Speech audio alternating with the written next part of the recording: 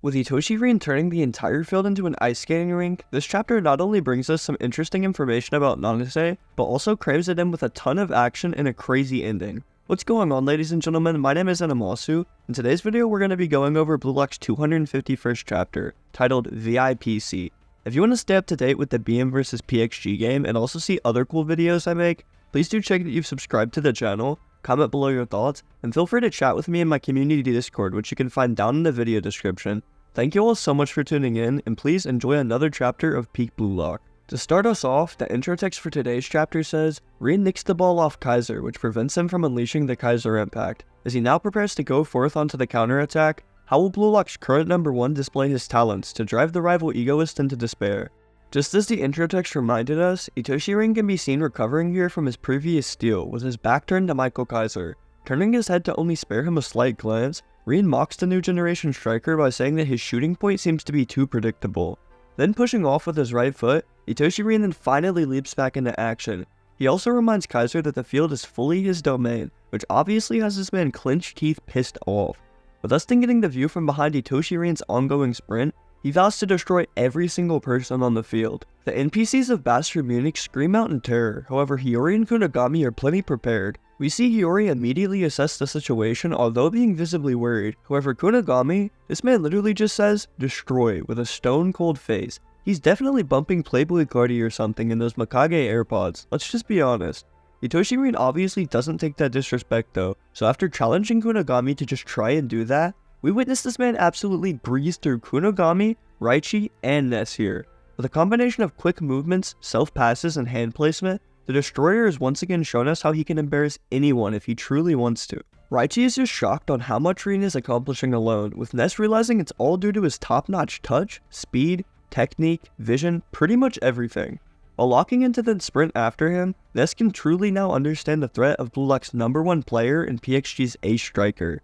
With Rin easily passing up the defenders to get through though, Charles and Tokimitsu both scream out to him that they're wide open. On his left close however, Nanase also yells out for Itoshi Rin to take his assistance instead, which Rin actually pays attention to him as the two make eye contact. The explanation to this duo can be seen here in this flashback, which took place 15 days ago in the France training field. With Nanase seen bowing to Itoshi Rin who's walking away, he's shouting out that he'll do absolutely anything. It seems as if Nanase is begging for Itoshi Rin to train him and be some sort of mentor, which is quite a nice turn of events if I'm being honest. Rin however does not find this to be amusing, because he immediately just tells Nanase to fuck off while giving him a confused look. Our poor boy just then resorts to begging here and literally grasping onto Rin's leg while being dragged. Bro even begins to tear up while explaining that he's desperate to make an impact, because at this rate, his run in Blue Lock will be coming to a close. The roast session from Rin gets worse then, sadly, as he straight up tells Nanase that he just sucks ass at absolutely everything. Telling the country bumpkin to just get lost, Rin just overall doesn't see any point in wasting his effort on a bum. Then getting a little too desperate in my opinion for a self-respecting man, Nanase literally gets down onto his hands and knees. Even worse, he tells Rin that he'll sacrifice himself to him and do anything he asks, if it means his survival in a new egoist league. This shit sounds like a fanfic, not that I've read any. Having enough of his pleading, Rin just begins to walk away while telling Nanase that he'll quickly disregard him if he's deemed unsavable. During training, he'll now obey all of Itoshi Rin's instructions and advice, which will start with him running 3 times more than everyone else. Nanase is obviously a bit too happy about this, because Itoshi Rin goes on to say that from here on out, Nanase will be his property? Ayo, what the fuck? Why can't this emo kid just develop some social skills so I don't have to be this uncomfortable while reading Blue Lock? Why did he phrase it that way? Anyways, we do get to see a little Nanase training montage behind this atrocious statement as well, which hardly makes up for it. As it flashes over to Nanase sending Rin a pass during one of their training sessions, Itoshi Rin goes on to trap his pass while making a very confused face. He goes on to ask Nanase what his dominant foot is, which might just give you a hint to what's about to go on. He tells him that it's his right, and Rin goes on to ask who taught him this fact, which Nanase responds by saying nobody actually did the evaluation for him. He just assumed his right foot to be the dominant one due to his hands being that way, causing Rin to quickly cut him off. Apparently Nanase's left foot has already developed a quality of precision and control near the level of his right one, causing Rin to be intrigued as they haven't even trained for that long together. With Nanase just staring in confusion, it seems as though he's actually born to be naturally left-footed.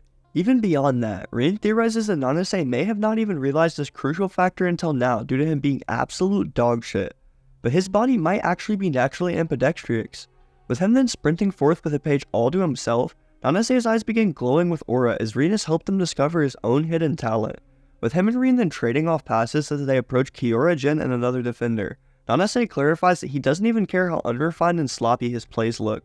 If he could just use this new ability to help broaden Itoshi Rin's options, then he'll be perfectly happy, as this means he'll more than likely be staying in Blue Lock and making the top 23. With Nanase then maintaining possession of the ball while holding off Kiora and another defender at his back, this kid is actually blowing me away already. With Rin keeping his full focus on Nanase, the kid is willing to really sacrifice anything if it leads to Rin scoring goals. Managing to successfully pass off the ball to Rin at the perfect moment, Nanase can be seen falling to the ground, perfectly adamant to survive despite being a pawn and physically throwing himself at this.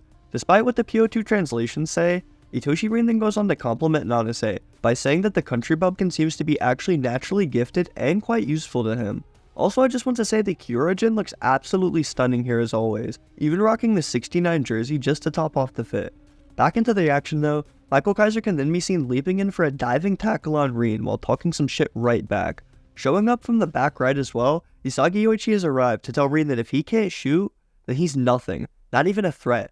Being two-man covered by Metavision users, Itoshi Rin is then forced to tap into a temporary flow while quickly dragging the ball in. He also corrects Isagi's delusional statement of Rin being unable to shoot, because, well, that's just wrong. Leaving Isagi absolutely terrified, Rin clarifies that he actually was waiting for his rival this entire time before shooting.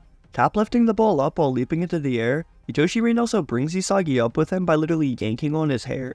He reminds Isagi of what he told him before back in the earlier selection, and he said that he'll have a front row seat in witnessing him becoming the best. In the most absolute devious panel and moment, in my opinion, in all of Blue Lock, Rin tells bro to go ahead and take his seat while going for the goal, while also holding his ass in the air. It truly does not get more dramatic than this, people, although shouldn't he be getting a yellow for this or something?